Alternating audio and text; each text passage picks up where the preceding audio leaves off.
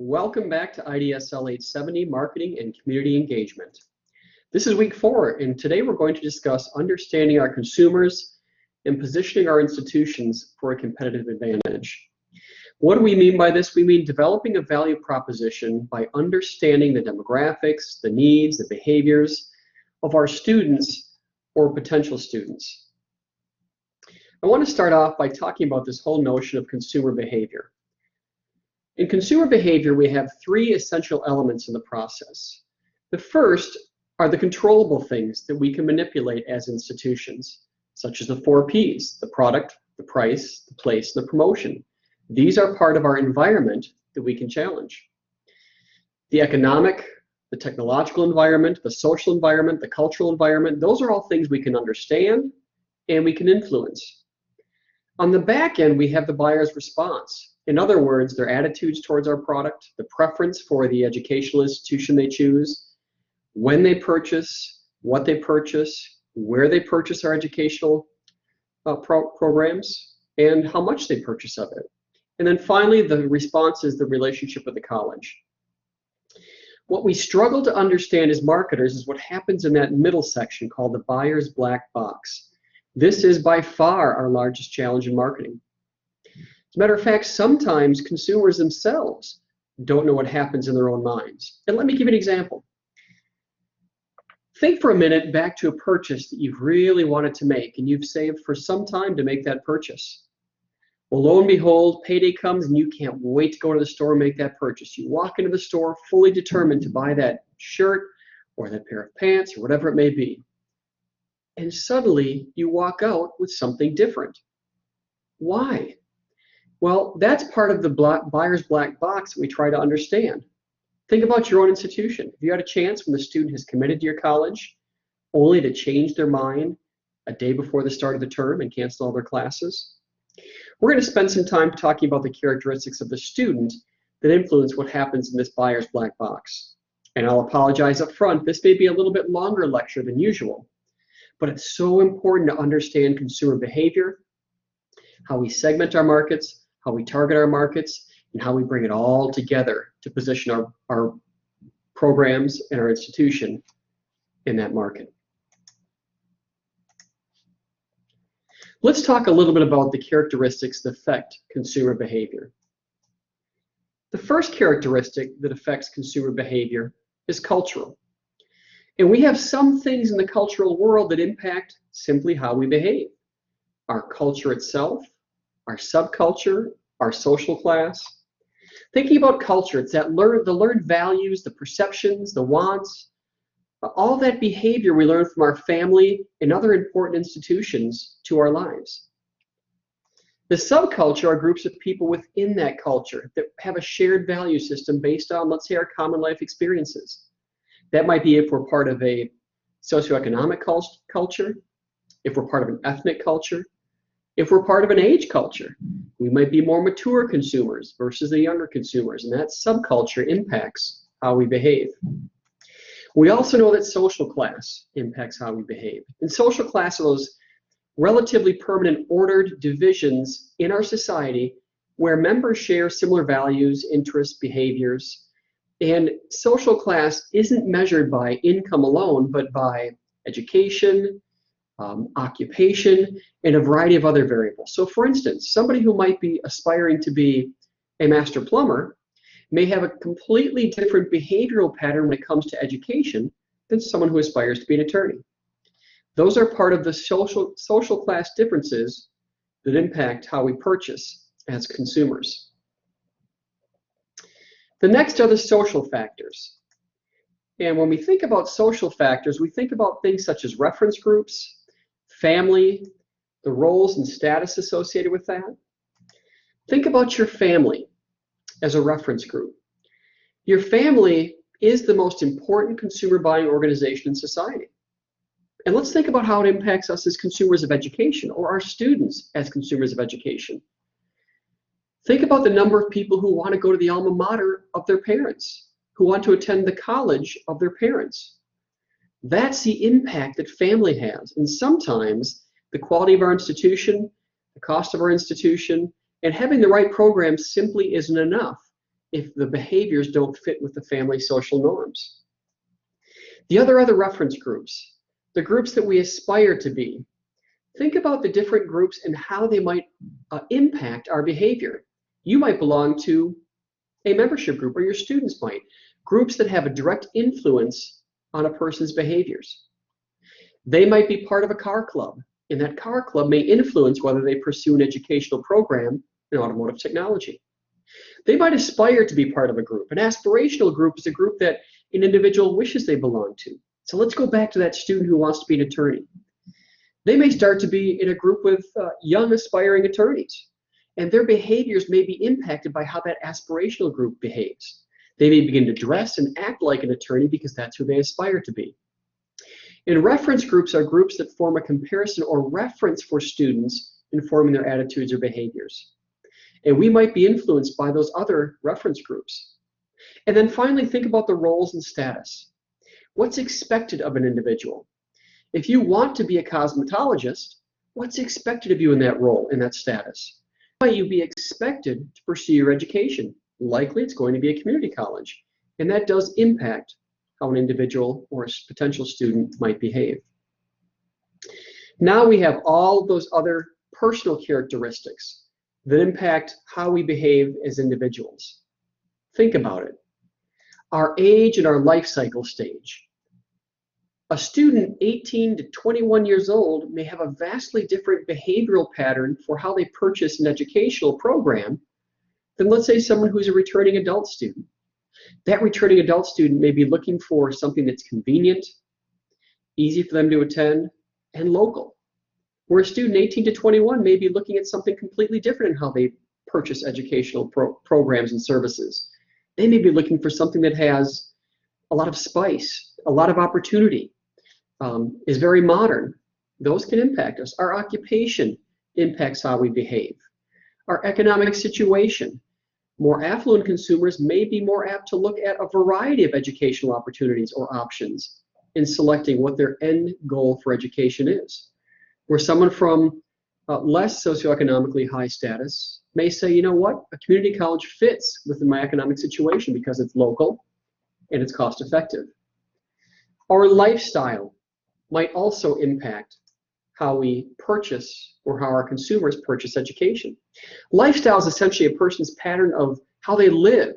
It's expressed by things called psychographics, and we can measure these in various ways based on our activities, our interests, our opinions. Those are all ways to capture how we behave as a consumer.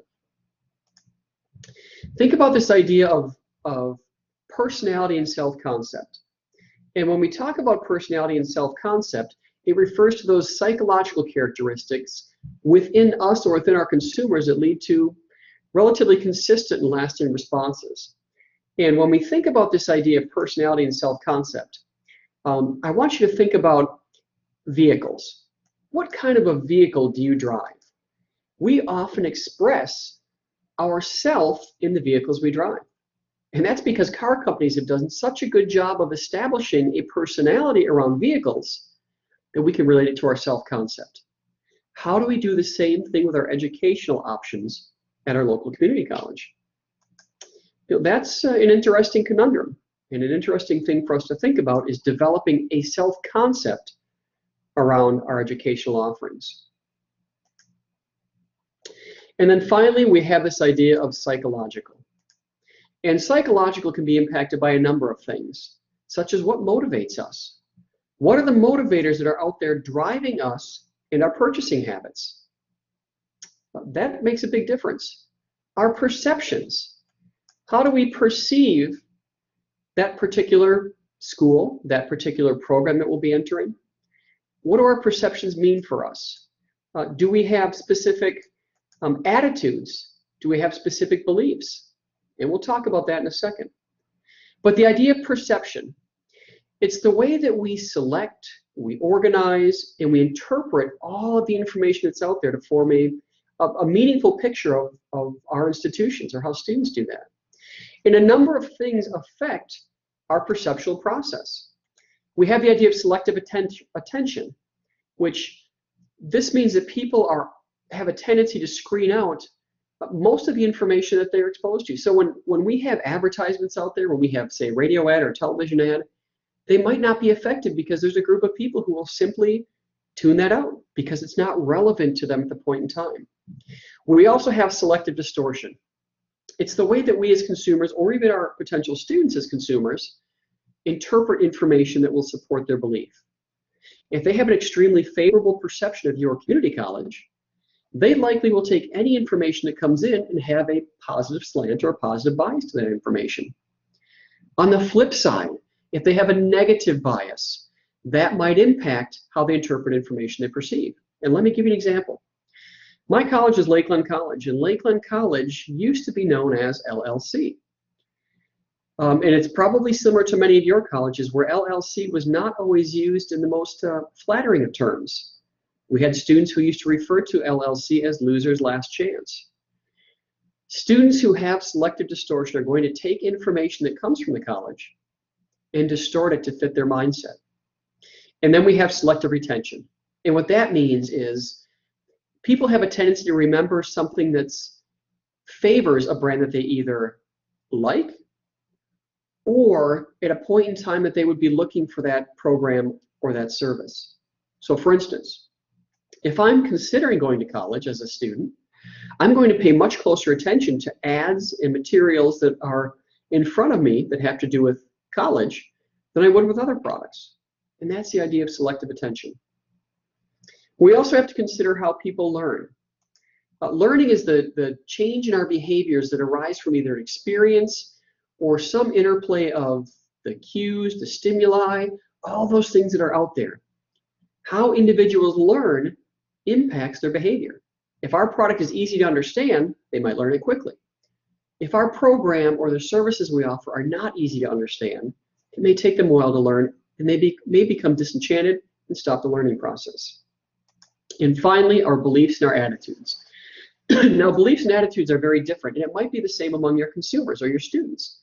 A belief is something that we have, a descriptive thought based on our knowledge, our opinion, our faith, where on the flip side, an attitude is a relatively consistent evaluation that we have about something based on our feelings, our tendencies towards that particular program, college, service.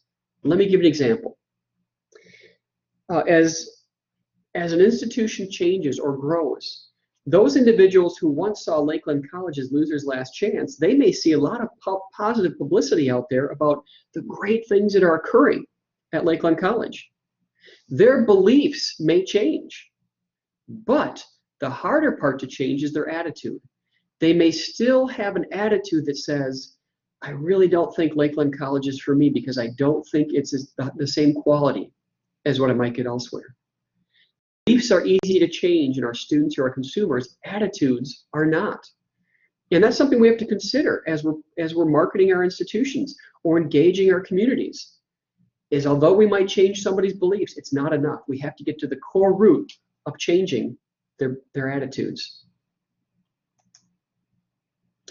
Let's talk a little bit about now, since we've talked about consumers' behaviors, let's spend some time talking about segmenting our markets, targeting our markets, and positioning our institution to gain the most from that market and to provide the best value to that market. So first, market segmentation is defined by Kotler and Armstrong. It's the process that colleges use to divide large heterogeneous markets into small markets that we can reach more efficiently and more effectively with our academic programs, our services, something that's going to match that specific target's needs. Now, we can segment the market in a variety of different ways. And let's talk a little bit about what those are. The first is geographic segmentation. We can segment our markets based on geography. And quite honestly, that's already relatively inherent in who we are as community colleges, because we do spend time right now marketing based on geography. Your community college, I'm guessing, has a district, and you serve that district in the best way possible. The next is looking at demographic segmentation, where we divide groups into markets, divide markets into groups based on variables. Maybe it's their age, their gender, family size, family life cycle. Maybe it's on their income or their occupation or the education that they have. You might say, for instance, you might have a program that's a professional development program for someone who already has an associate's degree or a bachelor's degree at your community college. You could segment the market for those individuals who have those degrees and market that training. You might segment based on gender. There are a lot of non-traditional programs now and a lot of grants out there to support encouraging non-traditional students to a program to increase or enhance the gender diversification within that industry. For instance, there are grants out there to help male students pursue a nursing career or female students to pursue a welding career. That might be demographic segmentation. And then we have this idea of psychographic segmentation. Now, psychographic segmentation is really based on those psychographic pieces that we talked about earlier. That idea of dividing our buyers into groups based on their social class, their lifestyle, their personality traits. You might have psychographic divided based on those who want an experience. We talked in one of the first lectures about some of the universities now that are putting in rock climbing walls and lazy rivers and other things to engage students. You might segment based on the personality traits the people who want that type of a lifestyle for your institution. Unfortunately, for many community colleges, we simply don't have the resources to offer those types of services for students. And then we can look at behavioral segmentation, where we divide buyers based on their knowledge, attitudes, and uses or responses to a product. So for instance, what's the occasion that somebody might purchase a product? Let me give you an example how that applies to us as educators. For years, my wife at the holiday time would attend our college's baking classes. They would offer regularly around the holidays, holiday baking classes. Her behavior was segmented and we marketed to that group based on their behaviors to pursue a course specifically to learn how to holiday bake around the holidays. We might segment based on the benefits sought. Somebody might look at the benefit of pursuing a community college degree based on the income that they'll earn from the degree that they choose. So we might market our industrial maintenance certificate based on what the earnings will be for those students who graduate and enter the workforce. Market targeting. This idea of market targeting is taking what we know about that segment and developing offers or developing programs or services specifically for that segment of the market based on their common needs or their common characteristics. How can we target market? There are a number of different ways for us to target market. And the first of those is undifferentiated marketing. Undifferentiated marketing simply says we are going to provide the exact same product, or in our case in education, the exact same program or service to every single consumer who wants it. So think about what that looks like in your own institution. You might have a given program with one offering for all students. In other words, you have a cosmetology program, and that program is available to every student regardless of age. You don't tailor it to a specific targeted group. The next is differentiated marketing. This is where we target several different markets and design separate offerings for each. I see this in community colleges on a regular basis with business programs, where you might have a traditional day business program to earn your associate's degree for students in the traditional age ranges of 18 to 21. You might also have an adult accelerated program to earn your business degree, let's say 5, 6, 7, 8 nights a week during the entire year, not just during the semesters, not just during the summers. Think about Ferris State University's program that you're enrolled in now. Very much a differentiated program. And then we have that idea of niche marketing, where we target a small share of a large market. Again, let's say we target 18 to 20-year-olds in a region surrounding satellite campus for a very specific program offering. That would be niche marketing. And then this new idea of micro-marketing, where we tailor programs and we market programs to suit the taste of a specific individual or a specific location. Now, this is an area that is gaining tremendous traction. As the sophistication of online tools increases, we're getting much better at micro-marketing. Think about Amazon. Think about a custom-tailored program, this idea of mass customization, where we as educational institutions interact one-on-one with a large group of customers by designing or tailor-making our program to meet that student's needs. Think about an online self-paced program. That really is micro-marketing, where a student can hop in and hop out of that program and complete that program at their own pace, specific needs as an individual consumer. There are a number of things we need to consider in choosing a target market. The first are the resources we have as an institution. We have limited resources in community colleges, and quite honestly, those resources aren't going to increase anytime in the foreseeable future. So what do we want to focus our resources on? As a college, we're going to have to choose those markets that offer us some kind of a benefit. We also have to look at program variability. How flexible are our programs? Can we adapt a program, maybe to an online format, for instance?